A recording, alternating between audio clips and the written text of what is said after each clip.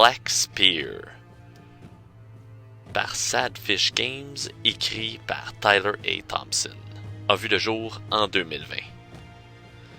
Ceci n'est pas un jeu de rôle sur table typique. Il comporte plusieurs règlements de plusieurs styles de jeu qu'on a vus auparavant. Des styles européens et nord-américains. En fait, l'auteur essaye d'incorporer plusieurs éléments des jeux qu'il a appréciés dans un bouquin, en ajoutant un peu son style, évidemment. Parfois, c'est des excellentes idées qui se présentent très bien sur page, mais d'autres fois, ça se contredit. Et vous allez voir un peu plus tard qu'est-ce que je veux dire par là. En gros, le livre comporte au-delà de 200 pages et ça inclut les monstres, les magies, comment créer votre personnage et aussi comment faire en sorte que votre monde soit le plus adéquat possible avec ce système de règles. L'auteur met l'emphase sur comment les êtres humains auraient pu vivre dans des temps sombres de l'humanité. Il faut dire qu'il n'a pas pris les chemins typiques que les jeux de rôle peuvent emprunter pour évaluer la monnaie, les échanges et le territoire. Tout ça est pris en compte avec du troc et du marchandage et aussi où est-ce que vous êtes situé dans la classe sociale. Plus vous avancez dans le jeu, plus vous accumulez des biens et du bétail, plus vous allez aller loin et plus vous allez être puissant. Ça, c'est pour le statut social. Pour les aspects physiques et les niveaux de votre personnage, ça aussi c'est un peu millimélo, mais une fois que vous comprenez, vous pouvez avoir un merveilleux temps à peaufiner votre personnage. Quand je vous ai dit tantôt qu'il y avait quelques petites lacunes dans le jeu, je parle surtout de l'inconsistance de l'écriture. L'écriture est bonne, c'est compréhensible, mais pendant la fabrication d'un personnage et aussi pendant la lecture en tant que telle, vous allez être référé à des termes qui ne sont pas tout à fait similaires à chaque fois que vous décrivez quelque chose. Expliquons les caractéristiques.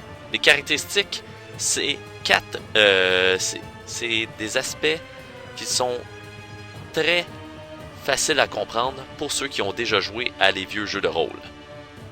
Il y a les 7 caractéristiques, les 6 qu'on connaît bien, c'est-à-dire la force, la constitution, le charisme, la dextérité. Mais il y a aussi la grosseur du personnage, c'est-à-dire comment qu'il est bien structuré, bâti et capable de résister aussi pour savoir s'il est en santé. Parce que comme j'ai dit, vu que ça représente l'âge sombre de l'humanité, si quelqu'un est fébrile et mince, il a moins de chances à survivre que quelqu'un qui est bien nourri. En gros, c'est très simple et très compliqué à la fois. Ces caractéristiques-là, c'est la même chose que les autres jeux de rôle qu'on brasse 3d6 et on accumule le résultat. C'est-à-dire que vous pouvez avoir un résultat en 3 et 18. Oui, il y a d'autres façons de calculer ces caractéristiques-là.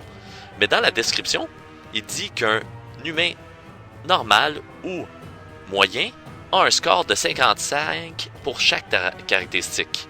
Là, vous dites, comment ça un score de 55? Ah, il veut sûrement dire que c'est l'approche 2 des 10 en centaines. Mais non, pas tout à fait, parce qu'il s'est enfargé dans ces termes. Donc, c'est pour ça qu'il faut faire attention pendant la lecture. Vous allez avoir plusieurs fois que vous allez aller vers l'arrière de votre lecture et vous allez revenir aussi plus loin dans le bouquin pour comprendre qu'est-ce qu'il voulait dire. C'est juste des petits accrochages qui font en sorte que quand on lit le jeu pour la première fois puis on essaie de comprendre la structure et les règlements de création de personnages et aussi comment faire pour réussir une épreuve, ça peut être une épreuve en tant que telle surtout si on est attroupé, déjà prêt à jouer avec notre groupe de joueurs. Et ceci peut être frustrant pour ceux qui ne prennent pas le temps d'analyser les choses et les explications. Maintenant, les caractéristiques. Effectivement, c'est un score de 3 à 18 et en additionnant 2 caractéristiques et en faisant un petit calcul de diviser, vous pouvez ajouter la moyenne sur les skills, les habiletés de votre personnage. Et les skills, les habiletés, eux, se font avec des D10 en centaines. Autrement dit, tous les attaques, la magie, comment que votre personnage perçoit les choses, s'il est capable d'appliquer des premiers secours, s'il est capable de marchander avec des gens, ça se fait avec les skills et les habiletés, avec un bonus de certaines caractéristiques, avec le calcul que je vous ai mentionné tantôt. Prenons par exemple pour attaquer. Pour attaquer, il faut mettre des points adéquats ou le nombre de points que vous voulez au début dans la création de personnages pour les skills et habiletés dans Melee. Si vous voulez avoir une habileté pour frapper les adversaires à corps. Donc, une fois que les points établis, vous brassez des D10. Et si vous réussissez votre jet, c'est-à-dire avoir égal ou en dessous de votre score, vous réussissez. Évidemment, il peut y avoir des malus et des bonus qui s'appliquent. Et ceci, c'est une autre mécanique qui se rajoute en plus de ça. Le niveau de défi, c'est ça que vous essayez de battre avec votre score. Donc, ça va dans les choses routinières jusqu'à extrême. C'est des niveaux de difficulté. Donc, quand c'est des choses routines, vous pouvez faire en sorte que votre lancer soit 4 faut qu'il aille en dessous de 4 fois plus que votre score.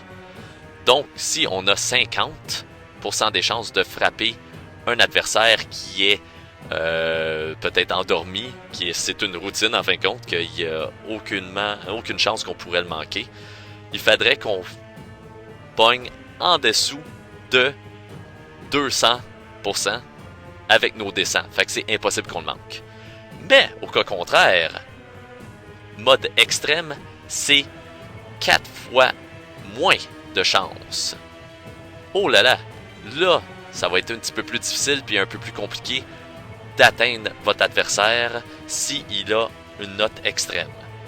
La note normale, entre les 5 niveaux de difficulté, c'est il faut avoir égal et moins de votre score régulier. Donc, tous ces enchaînements de caractéristiques, des habiletés, des skills et aussi du niveau de difficulté fait en sorte que les batailles et aussi les épreuves sont jamais monotones. Il y a tout le temps quelque chose qui fait en sorte que vous restez agrippé et vous êtes sur le stress si vous allez réussir ou pas réussir. Donc c'est une jolie mécanique.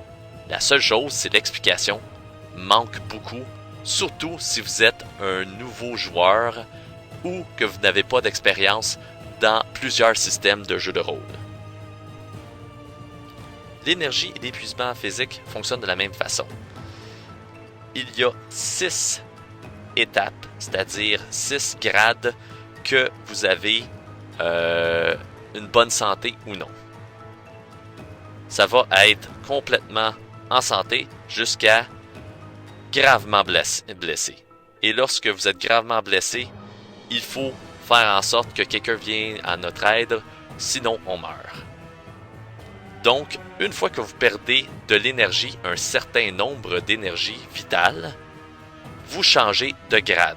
Vous passez à bonne santé à partiellement avec un malaise partiel. Après ça, c'est « Oh, j'ai une blessure » et là, une grave blessure et là, extrêmement grave et après ça, c'est fatal. Donc, considérez ça comme les points d'énergie sont seulement des valeurs qui font en sorte que vous montez dans les échelons ou vous descendez, tout dépendant de votre aspect physique et si vous êtes en bonne santé. Encore une fois, c'est une mécanique qui s'ajoute avec toutes les autres mécaniques précédemment expliquées pour augmenter le stress ou même faire en sorte que le joueur soit tout le temps aux aguets. Black Spear comporte pas mal tout ce que vous voulez dans un jeu de rôle avec des mécaniques intéressantes. L'explication vous laisse beaucoup à désirer, effectivement, surtout pour les nouveaux joueurs. Même les vétérans pourraient avoir un petit peu de misère à comprendre les structures de phrases et aussi qu'est-ce que l'auteur voulait dire, surtout quand il nous réfère dans des chapitres précédents qui n'ont aucun rapport avec le sujet que vous lisez présentement. Parce que oui, ça arrive. Mis à part ça, c'est un tout en un qui comporte beaucoup de choses pour agrémenter vos parties. Donc, des événements que vous pouvez faire entre deux aventures. Le marchandise, le troc, le combat est intéressant. Comment ça coûte pour s'occuper de notre bétail et de notre communauté.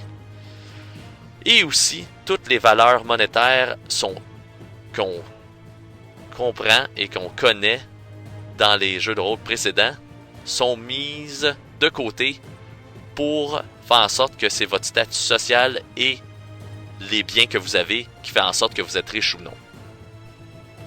Le jeu comporte un bestiaire monstrueux, les objets que vous pouvez acquérir, une belle histoire géographique des lieux que vous pouvez représenter dans votre partie, et aussi des magies qui sont associées avec des dieux. Donc, différents dieux ont des différentes sortes de magie.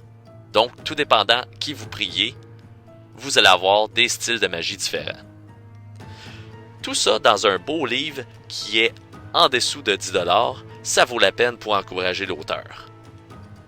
J'ai bien hâte de voir s'il y aura une deuxième édition de ce jeu et que les choses inadéquatement écrites ou des petites erreurs soient rectifiées. Mais une fois qu'on passe au travers et on comprend le style, on peut s'amuser grandement avec celui-là et ça rajoute du piquant et aussi quelque chose de différent dans vos soirées de jeux de rôle.